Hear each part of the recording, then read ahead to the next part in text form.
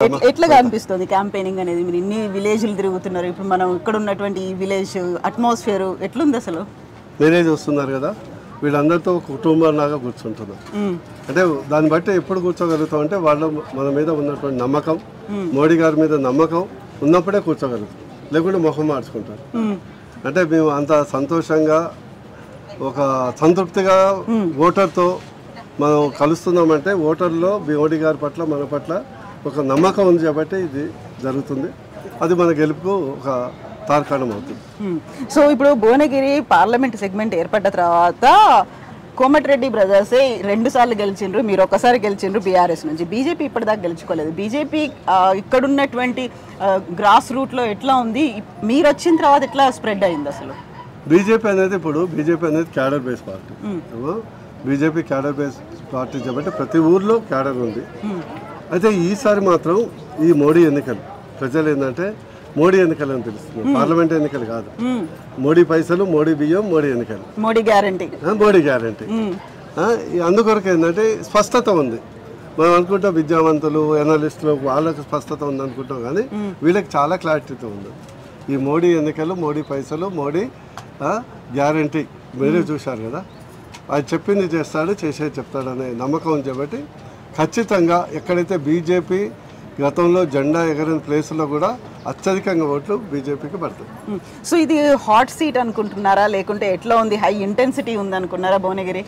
మీకు తెలుసు కదా కవిత, భువనగిరి సీట్ ఎట్లా అంటే నేను ఒక్కడిని, అటువైపు ముఖ్యమంత్రి, మంత్రులు, ఎమ్మెల్యేలు మొత్తం బలం అంటే కట్టగట్టుకొని అంతా ఉన్నారు. అసలు అభ్యర్థి ఎవరు వాళ్ళకి తెలియదు. కాంగ్రెస్ అభ్యర్థి ఇప్పుడు రేవంత్ రెడ్డి, వెంకటరెడ్డి, కోమటిరెడ్డి రాజగోపాల్ రెడ్డి వీళ్ళందరూ కట్టగట్టుకొని భువనేశ్వర్ని ఓడించాలనే ఒక ప్రయత్నం.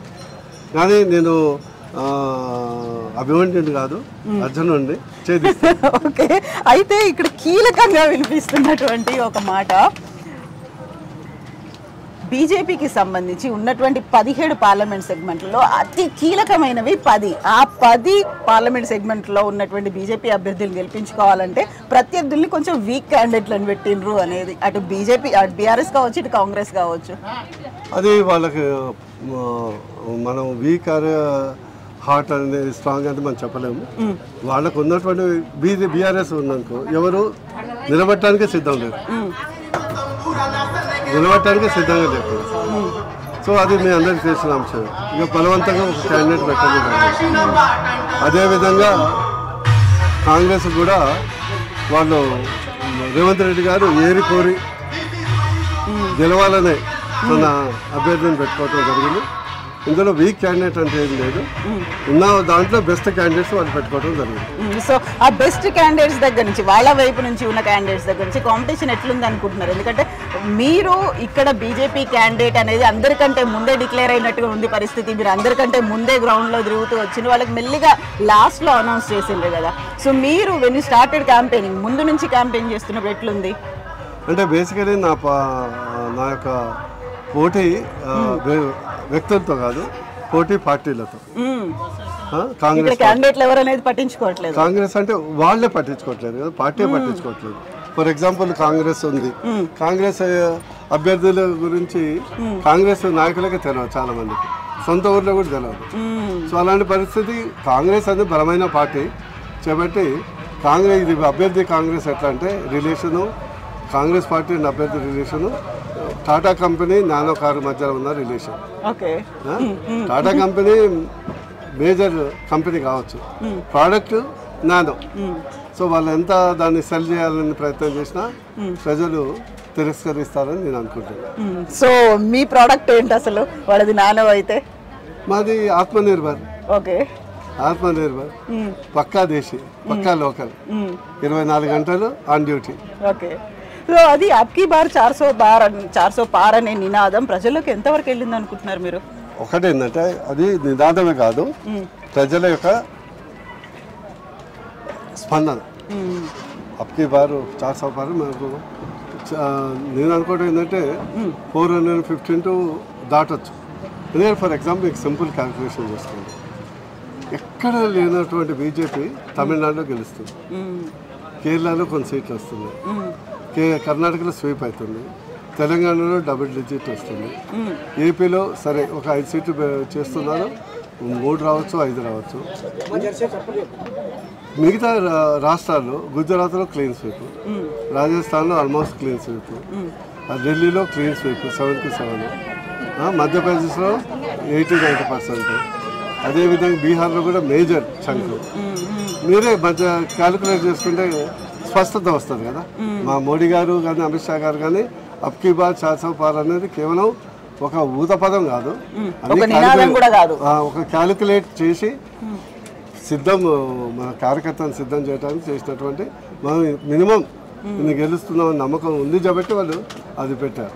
సో ఇప్పుడు కాంగ్రెస్ పార్టీకి సంబంధించి రాష్ట్రంలో ఇప్పుడు 4 నెలల క్రితం జరిగినటువంటి ఎన్నికల్లో మార్పు అనేది రాష్ట్రంలో తీసుకొచ్చింది. ఇప్పుడు మార్పు దేశవ్యాప్తంగా తీసుకొచ్చినాం అనేటువంటి ఒక నినాదం మార్పు కాంగ్రెస్తో మొదలైంది అని వాళ్ళు పెద్ద ఎత్తున క్యాంపెయినింగ్ చేస్తున్నారు. ఎట్లా చూస్తుండ్రు దాని మీద? మార్పు అయింది ఖచ్చితంగా, రాష్ట్ర ప్రభుత్వం మార్పు అయింది, ప్రజల్లో మార్పు రాలేదు, కష్టాలు మాత్రం వచ్చినాయి. ఫర్ ఎగ్జాంపుల్ ఇక్కడ ఉన్న మహిళల్ని అడగండి, వాళ్ళు ఉచిత బస్సు గురించి చెప్తున్నారు.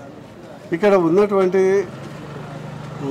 ఊర్లో ఇక్కడ మహిళలు రోజు బస్సులు తిరగరు కదా, ఉపాధికి కూలికి పోతారు, సొంత పనులకు పోతారు.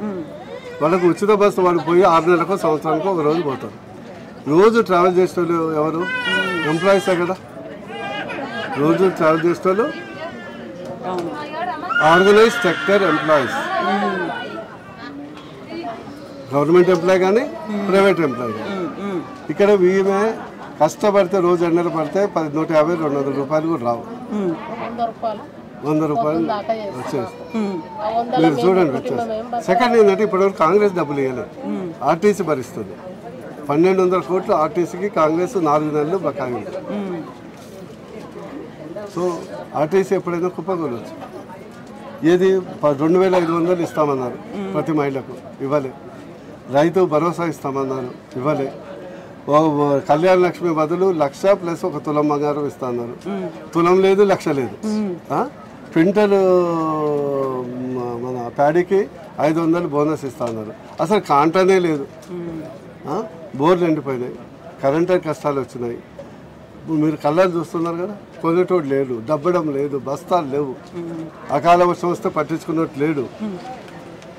ఈ యొక్క గురుకుల పాఠశాలలో ఫుడ్ పాయిజనింగ్కి ఇవ్వడం చేస్తాడా? పిల్లలు చచ్చిపోతున్నారు. ఇదివరకు రైతులు ఆత్మహత్య చేసుకునేది, ఈరోజు గురుకుల పాఠశాల ఆత్మహత్యలు చేసుకుంటారు. ఇదంతా ఏంటంటే మనం అన్నం ఉడికిందా లేదా అనేది చెప్పడానికి మొత్తం అన్నం పిసుకాం, 4 మెతుకులు. ఈరోజు 4 నెలలు చాలు. ఈరోజు ముఖ్యమంత్రి ఏమంటాడు, భువనగిరికి వచ్చి లక్ష్మీనరసింహస్వామి మీద ప్రమాణం చేస్తూ ఉంటారు. రుణమాఫీ నువ్వు డిసెంబర్ 9కి అన్నావు కదా, అసలు నువ్వు ముఖ్యమంత్రి ప్రమాణం చేసాడు ఏంది? ఇంట్లో ఏమైనా దొంగతనం చేసినావా? ఇంట్లో దొంగతనం చేసినావా అంటే అరే భయ్ నువ్వు నేను చేయలేదని గుడి ముందర ప్రమాణం చేస్తాను. ముఖ్యమంత్రి హామీ ఇవ్వాలి కానీ నేను దేవుడి మీద ప్రమాణం అంటే నువ్వు నీ మీద నీకు నమ్మకం లేదంటే కదా. ఖచ్చితంగా అంటే కదా దుడ్లు ఉంటాయి కదా ఇచ్చడానికి, దుడ్లు ఇల్లా, జీతాలు ఇల్లా. ఈరోజు వైద్య విధాన పరిషత్కు 20th 25th జీతాలు పడుతుంది. సమగ్ర శిశు అభియాన్ వాళ్ళకు 3 నెలల నుంచి జీతాలు లేవు. ఎన్నికల గడపడిలో ఎంత కనిపించట్లేదు. అందుకొరకు ఇది failed government, already totally failed. ఈరోజు మా యొక్క ప్రజల్ని విజ్ఞప్తి చేస్తున్నాం, భువనగిరిలో బోరాని మొత్తం 17 సీట్లలో బీజేపీ ఎంపీలు గెలిపిస్తే ఒకటి ఏంటంటే మాకు మోరల్ రైట్ ఉంటుంది. కేంద్రాన్ని పోయి సరే రాజకీయాలు అంటే మళ్ళీ ఎన్నికలు చూడవచ్చు, రాష్ట్ర అభివృద్ధి కుంటుపడకుండా మీ నిధులు ప్రాజెక్టులు తేవడానికి ఉపయోగపడుతుంది.